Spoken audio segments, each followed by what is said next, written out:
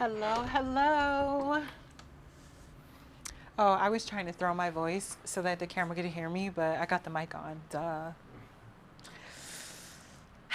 Ladies, ladies and gentlemen, because shout out to my male audience, the gentlemen that lock in with us. Hello. This is for the girls though, just so you know.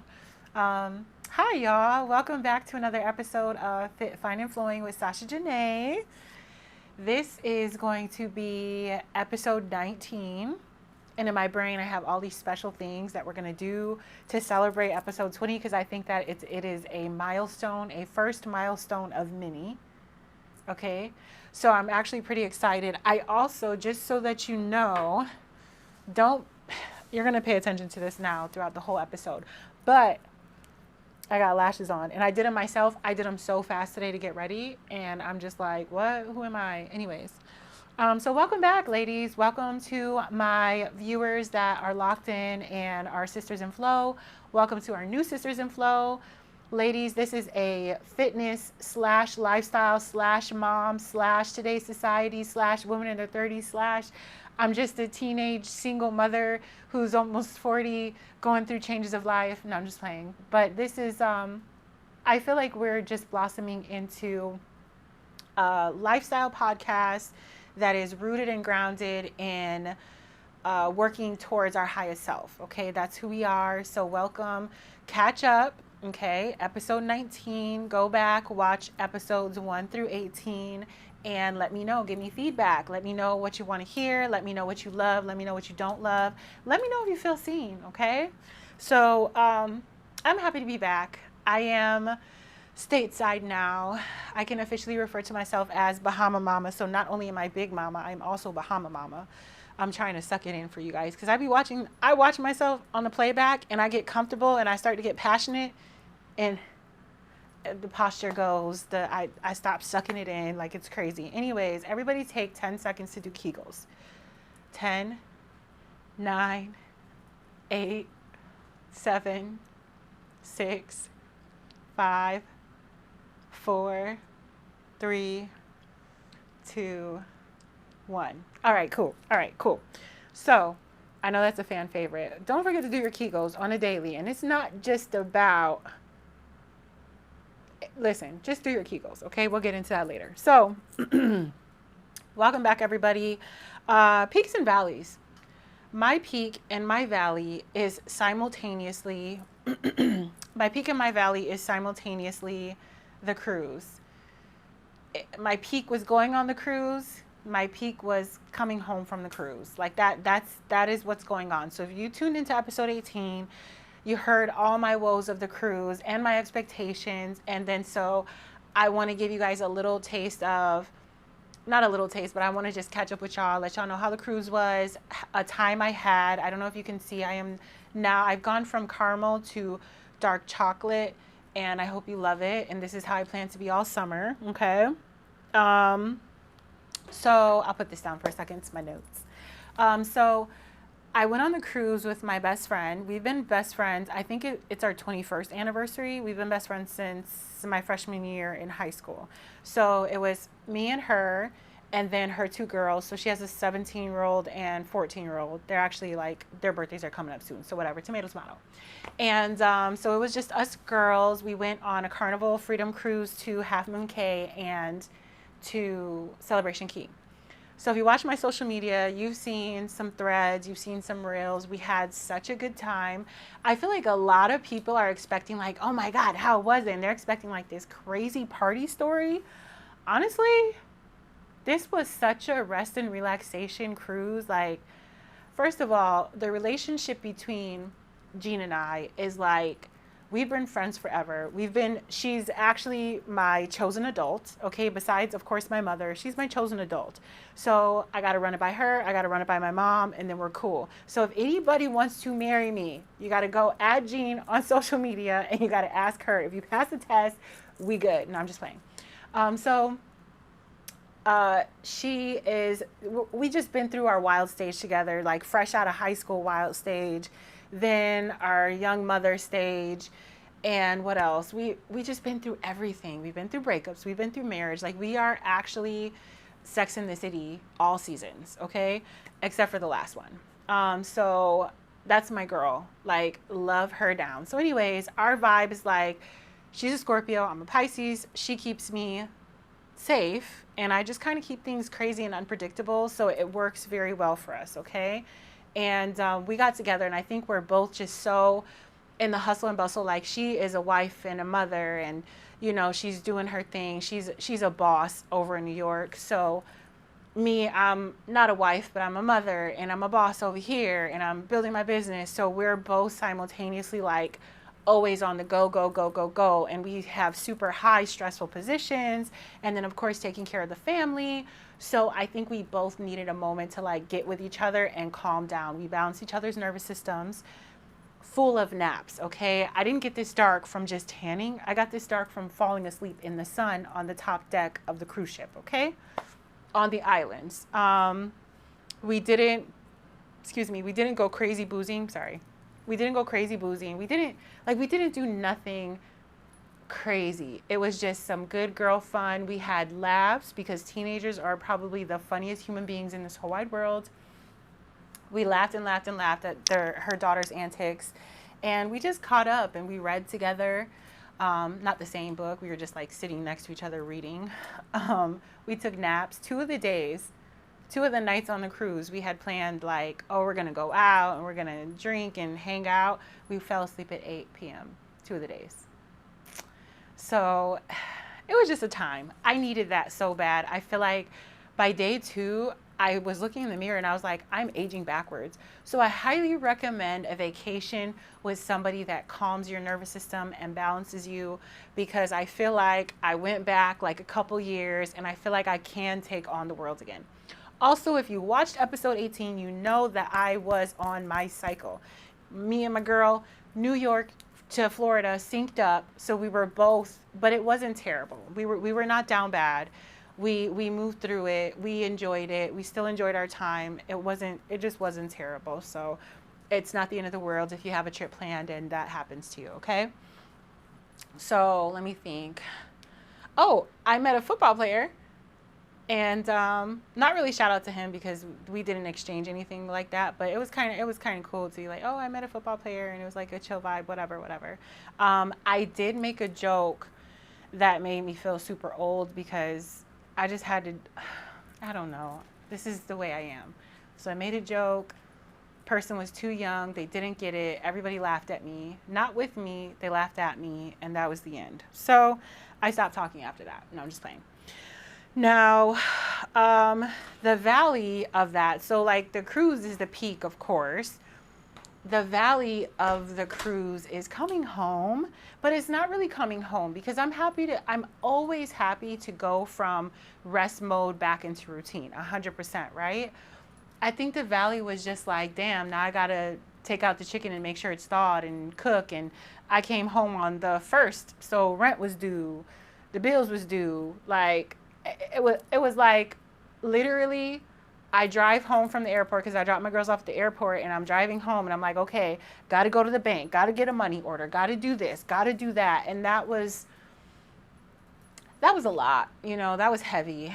If you watched episode 17, you already know, ain't nobody coming to save you. And we just got to put on our big girl panties and we got to get stuff done. So it honestly is what it is. I'm grateful to have the ability to sustain. However, this episode is going to be about really locking in, okay? It's the summer, our fitness podcast. We're a fitness podcast not because we love being sexy. We do love being sexy, okay? But we're a fitness podcast because health and wellness is an anchor to routine. Routine breeds success. And if you want a healthy, happy lifestyle, you need to have some form of routine. You need to be healthy. You want to be healthy. And that's why we're here, okay? So yeah, coming off the boat, coming off the boat was just like, damn, like back to life, back to reality. I was happy to get home, but also like I'm gonna miss my best friend, and I enjoyed the kids' company. So it definitely was a wake-up call. Like, you know what? If you had such a good time and you guys do like I don't know about her, but the peace and the love and the joy that she brings into my life, it's like, okay, we need to figure out to do more of this, right? Not super much, because we're still both the super women in our own prospective lives, but be more intentional about spending time with your loved ones and your family and stuff like that. So then I have a peak valley. It's a valley because I'm processing, and it's a peak because it's new life. And I'm sure my baby would not mind sharing this. So I have an older brother, and his daughter is the first baby of the family, and she's having a baby. And so we're over the moon about the baby having the baby. We're super happy. It brings two families together. It's more love. I wasn't finna push out no more kids, okay? So it's somebody else's turn. And I think that the only valley part of it is coming to the acceptance of everything changing. You know, she's a grown woman now. She's signing a lease. She's having a baby. And I just remember this 2-year-old. Well, I remember her as a newborn baby, but they don't do anything. They're no fun. But like 2 and 3 years old, her head was like this big, and she was so cute with her little curls and her little duck lips. They were so cute. She's just a big old pretty brown eyes, long eyelashes. This is just like the cutest kid that you ever did see. And I would be like, she's so cute. I'm going to take her home with me. I'll babysit her. Brother, you do whatever you need to do. And I would get her to my house, and she would start out a crying mess. And I'd be like, bro, where you at? I'm coming to drop her off. She's crying too much. And I would go drop her off. I was such a terrible auntie when I was younger, because I wasn't there yet with the baby crying and all that stuff like that. So I was like, no. You need to come take it. And then shortly after, I got pregnant, which is funny, but whatever. So that's the first baby. And it's just like processing and trying to be the rock at the same time, and trying to be strong auntie, and just seeing the baby grow up, and how many changes. Like, you feel like a lot changes around you when you're younger, but like right here, I guess like people mistake your 30s for your prime, and I don't believe that it's your prime. I believe that the like peak wisdom is a space like where you're youthful, young enough to enjoy your wisdom, but old enough to have gained wisdom. So I'm thinking like 40s and 50s would be the prime. This is just like junior adulthood with money and responsibilities, but with money. So you just don't realize how fast things move. And I'm trying to process my baby graduating from kindergarten. Now I'm processing my first baby, having a baby. And then all of a sudden she's so responsible, and she's so beautiful. My mom has done such a wonderful job with her. My brother has done such a wonderful job with her. And it's just like, so I'm processing. I am a big wet noodle. I try not to think about it, because every time I think about it, I'm like, dang, my baby, like that big, huge baby head crybaby is now going to have her own big, gigantic head baby that's going to be crying. So anyways, that's beautiful. I'm so proud of her, and I'm so proud of our family. I'm so proud of our family and how we're growing and how we're stretching out, and like my cup runneth over, but also I'm processing. Okay. Also, hairstyle brought to you by me. We're getting there. If you're paying close attention, then you understand what I mean by we're getting there, but also don't pay that much attention. Okay. So also I wanted to talk to you guys because we're here. We're with each other. We're sisters in flow. I don't know if y'all seen Euphoria. Trigger warning, spoiler alert, whatever you want me to say, that's politically correct. I'm about to spill the beans. Okay, so if you haven't watched Euphoria, pause the episode 19 right now. Go watch Euphoria. Resume the episode. Okay, and I'm not going to give too much away. I will just say that I don't understand. This last season definitely was not my favorite. I don't think it was anybody's favorite. I think they really tried. They drug it, but I think they drug it for the people. Like, they had to give us closure. With that, I will say, like, I guess the only part to me that really made such a huge difference, because everybody else's storyline was kind of like, don't care about you. Always want to know what's happening with Rue.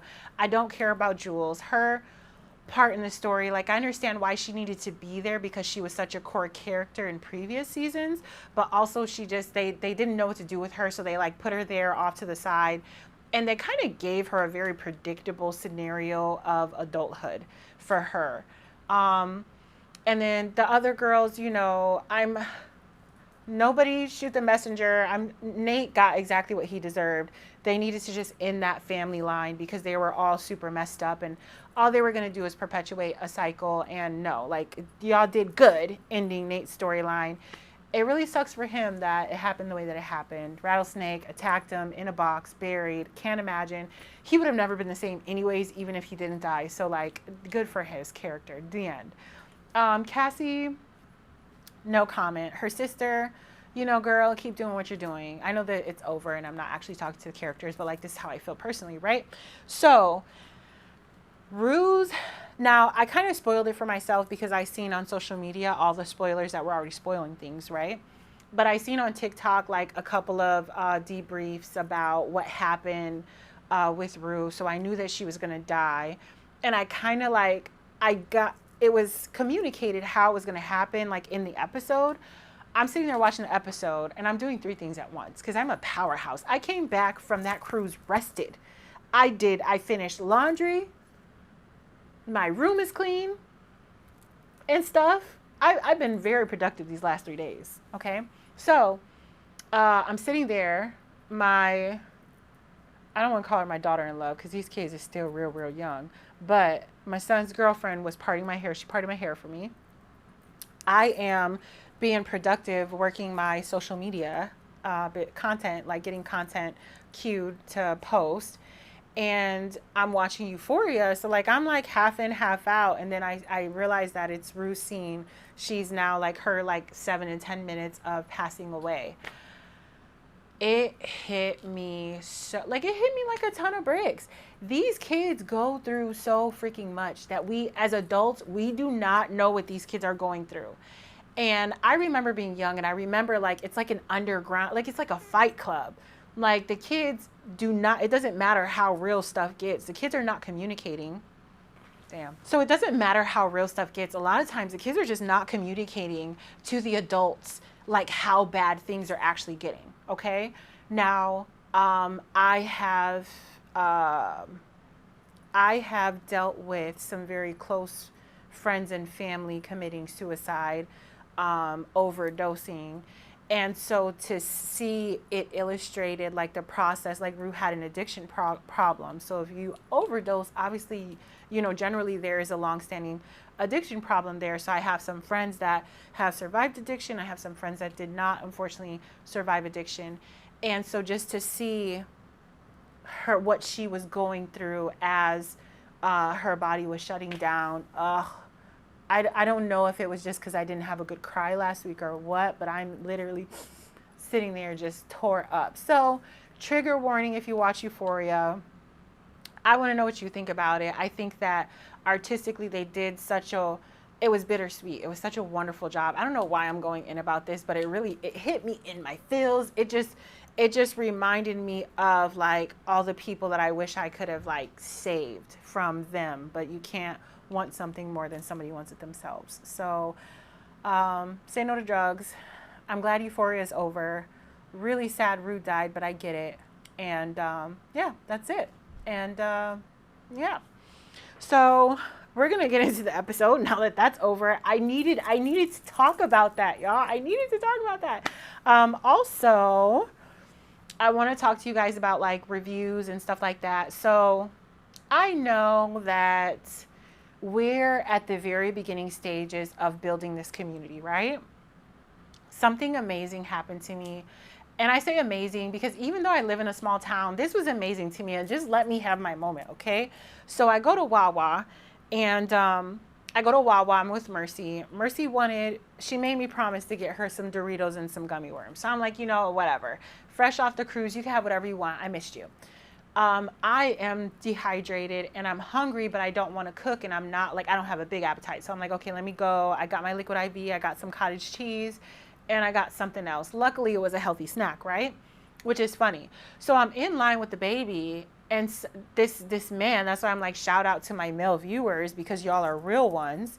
I get nothing but good feedback. It's no funny business.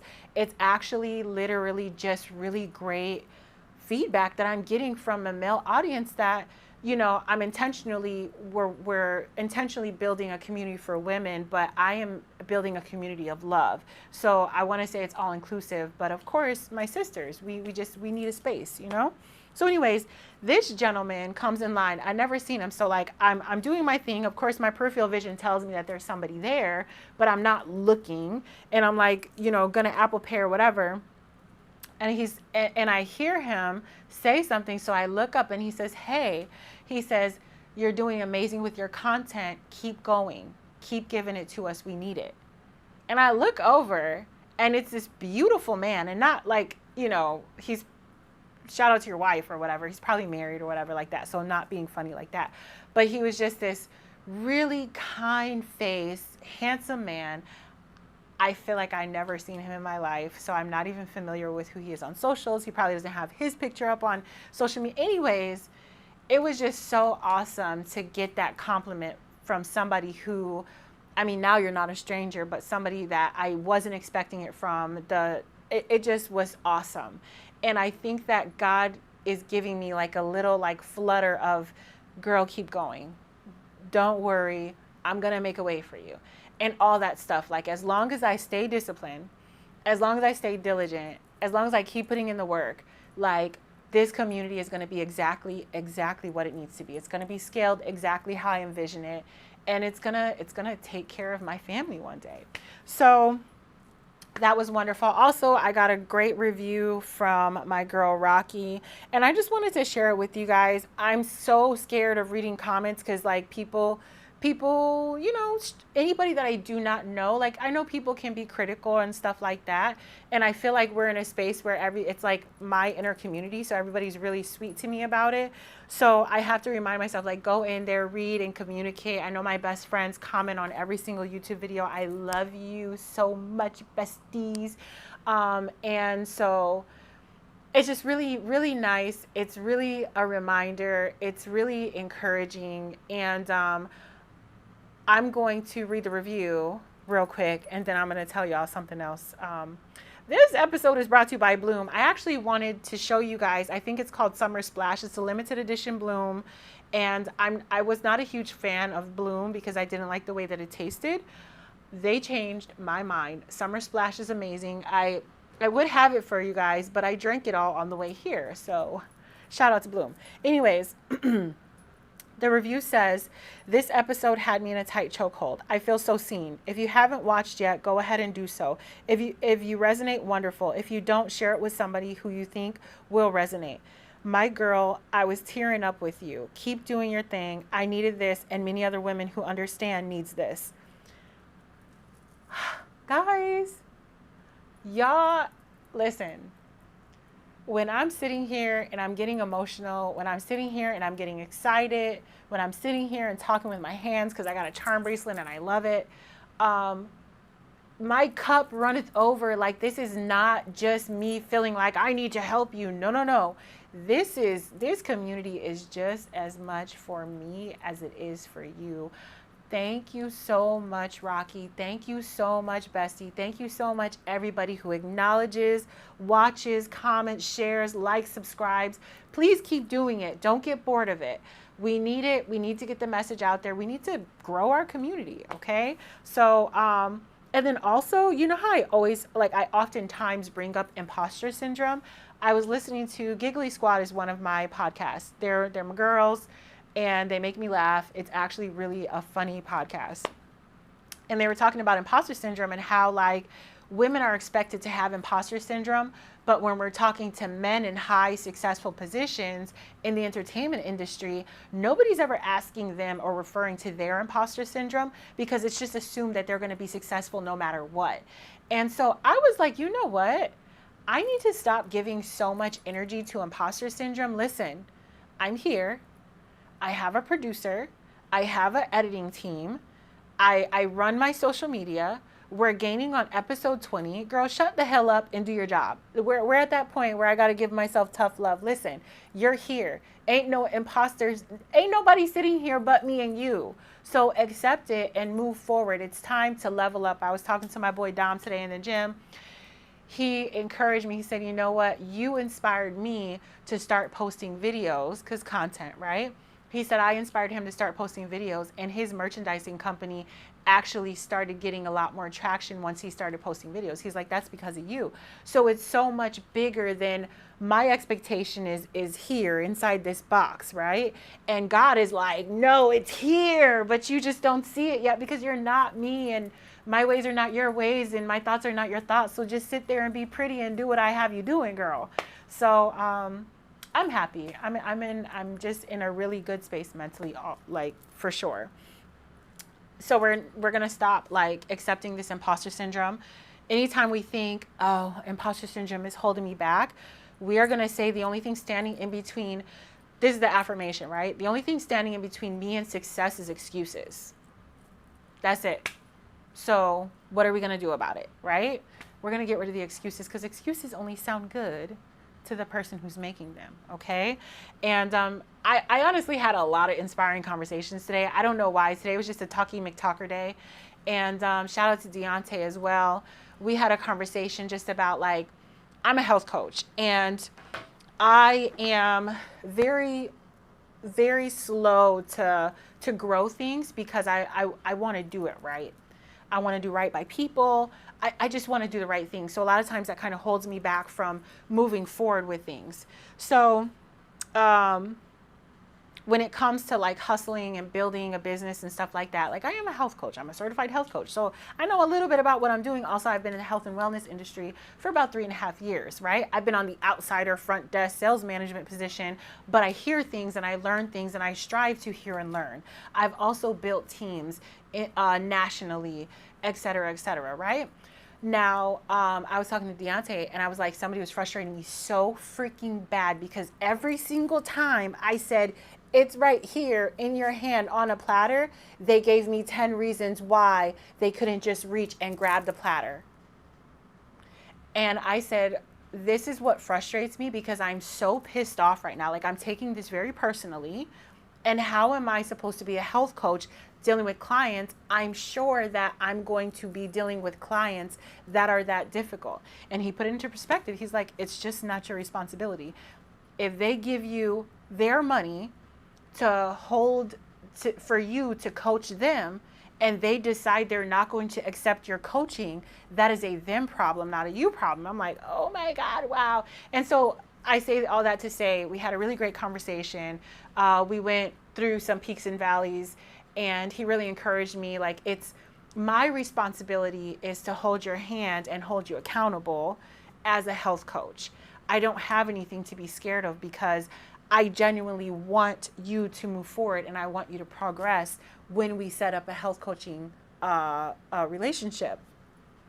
If you feel like your excuses are bigger than your goals, then that is simply a you problem. And of course, I'm not just gonna be like, it's on you, thanks for your money, bye. No, we're gonna try and work around it. But there are gonna be some instances in which I think that in my personal life, I have started coming to conclusions, like we've been talking about this whole time.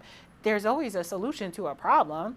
So why are we just sitting here worried about the problem and excusing the problem when we can just find a solution and get over the problem? You feel me? And it's so funny because when I was on the ship, I was reading 2 books, and it was only because I had the hard book and it was all the way at the cabin, and I didn't want to go all the way to the cabin because it was nap time. And so I had Unfuck Your Life. I'm not cussing, Mom, I swear. Unfuck Your Life. I have that book on my phone, and I've read it. I've listened to the audiobook, but I also have the book on the phone because I like to read. Like, I like to be able to read and not just listen sometimes to these important ones. And I could read the whole book, which I am going to read the whole book again, right? Because I've already heard it. Now it's time to digest it. But really, just in the beginning of the book, it's saying either you are willing or unwilling. You are either willing to change or you are unwilling to change. You are either willing to accept or you're unwilling to accept.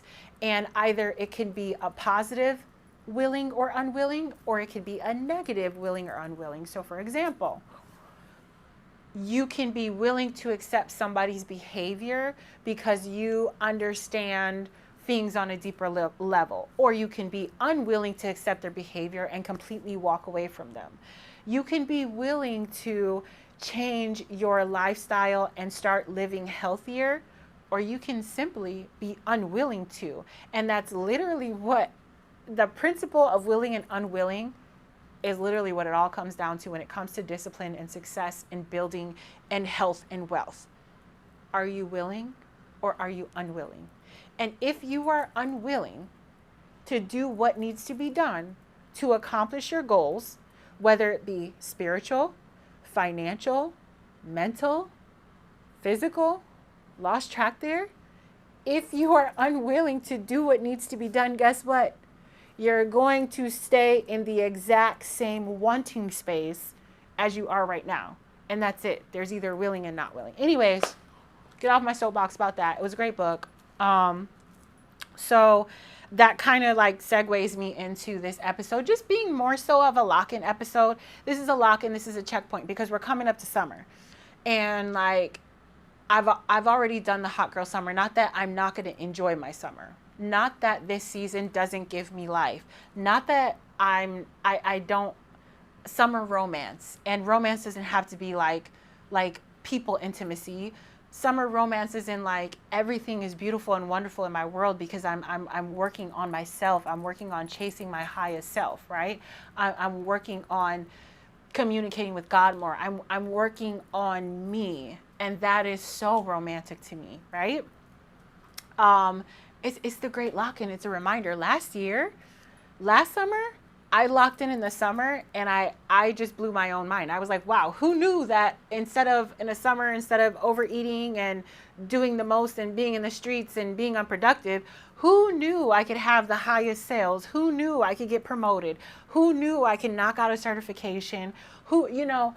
So it can go either way you want it to. If you want to have a hot girl summer, and we'll just use that, right? Because I know I'm dating myself. Auntie over here speaking, don't even shade me. If you want to have a hot girl summer because you plan on having a hot girl summer and you feel like, you don't even have to feel like you deserve it. If that was your plan, cool. However, if it's your plan just because it's normally what you do and you feel like you need and you crave more out of life, baby, let's lock in. Sisters in flow, let's lock in together. So when it comes to locking in, I am recommitting, or I'm not recommitting because F the last 75 hard that ended on day 47. I was doing really good. And I definitely need to like get back into that. I am starting a new 75 hard. Pookie's going to be doing 75 hard with me. We agreed to do our own variations. Again, we're doing our own variations simply because life be lifing. It's not linear, and we don't want to set ourselves up for the okie doke. Well, I don't want to, I'm speaking for me. I don't want to set myself up for the okie doke. So I'm setting boundaries and I'm doing 75 hard, but I want to make sure that it aligns with my lifestyle. So I'm making sacrifices where sacrifices need to be made, but I'm also understanding my limits. So if you're unfamiliar with 75 hard, and I guess we'll call this the great lock-in, right? If you're unfamiliar with 75 hard, basically, it's 75 hard challenge, 75 days of mental toughness. So this was just a flyer that I pulled off of Pinterest. Basically, the daily rules are to follow a diet. It's basically a structured plan. Y'all know how I feel about diet. Diet is a cuss word. So follow a diet, no cheat meals, no alcohol. Complete 2 45-minute workouts. One workout must be outdoors. Drink 1 gallon of water. Read 10 pages of nonfiction. So it is something to grow your mental, something to take your mental to the next level. So either spiritual, self-help, financial, productivity, whatever, not just a romance novel. You're reading something that's going to feed and stimulate your mind and spirit, okay? And then also your progress photos. I feel like there's more to it, but this is the one that I found that's like kind of the basics, okay? Now, I'm doing my own variation. So 75 hard challenge. I work out on a good day. On a good week, I work out enough, okay? I work out like enough, quote unquote enough. But I am committed to movement, intentional movement, 7 days a week. 5 to 6 days will be 2-a-days, okay? 1 outside for 45 minutes, 1 inside. I cannot commit to 2 separate workouts because of my schedule. I will do my best with my morning walk in the morning and then weight training in the afternoon. But if I do not make my morning walk in the morning, then I'm going to weight train and do my cardio after, okay? This works for me. You do your variation or you stick to 75 hard, that's on you, okay? Let me see. Drinking 1 gallon of water. This is, I don't know what this is, but I'm going to drink 3 of these. Okay, and you know what's funny is my son just cleaned his room and he put this on the counter and I was like, that cup looks familiar. I'm going to steal it from him. So I stole it from him and then it dawned on me, I bought this super expensive cup and it was mine to begin with. So he stole it from me. Anyways, so I'm going to drink 3 of these throughout the day. Okay, and that is, I think that's just shy of a gallon, but obviously the goal is to drink that during the day, and then whatever I drink after that will be in addition to it. It says a gallon a day. We're going to get as close as possible, okay? I'm not perfect. 10 pages of a nonfiction book. I already got my book, and I'll share that in a second. And then take progress photos. I take selfies on a daily. The only time I really don't take selfies is when I'm luteal going into my menstrual phase, because I just like, whatever hormones transpire in your body that make your brain say, you are just ugly. You are the little dog Toto too. You are the Wicked Witch of the West. I'd be like, yo, I'm not even cute with a filter on. I can't do this. So I'm going to definitely have to stick it out and do it anyways because I love a progress photo. Love a progress photo, okay? But that's what I'm going to be doing. So when it comes to my 10 pages, okay, rewind. I'm adding in budgeting. Okay, so my first week of 75 hard, I am going to keep a money diary. Every dollar that I'm spending, before I walk into the store to spend it, I'm writing it down. Who, what, where, when, why, because I want to gain 100% control of my finances. No ifs, ands, or buts by the end of this. Okay, so I'm budgeting. That's something I strive to do, but I'm intentional and then I fall short, and then I'm intentional and then I fall short, and then I just fall short, and then I'd be like, dang, I should really do that, but I don't lock in. So budgeting and sticking to my macros, that's my diet, sticking to my macros, duh, hitting my protein goals, duh. And let me find my notes because I think there's one more thing in here. And core workouts 3 days a week because I hate core. I will make up every excuse in my mind not to do core, but I was so sad because the last 75 hard I did, I said, damn, if I would have locked in and did core at least 2 days a week, my midsection would be like so much more on point, okay? Especially because you're hitting your macros. So if you're on your nutritional stuff and you're working out and you're doing your cardio, you add in core, baby. That waist is about to be snatched, all right? So that's definitely something that I'm committing to, like, okay, to do, done type vibes. Also, I'm allowing myself 2 social drinking scenarios. I know 75 hard, it's a big deal to like knock out the alcohol. My thing personally is I'm not a big drinker anyways. In my late 30s, I am not a big drinker, okay? There will be times where I will absolutely show my tail. But because my responsible male adult is now on the road, I do not, like, the only time I ever just like show my tail is when I know he's around. If we're together, he's just going to rescue me. I'm going to be okay, but he's not here. He's working.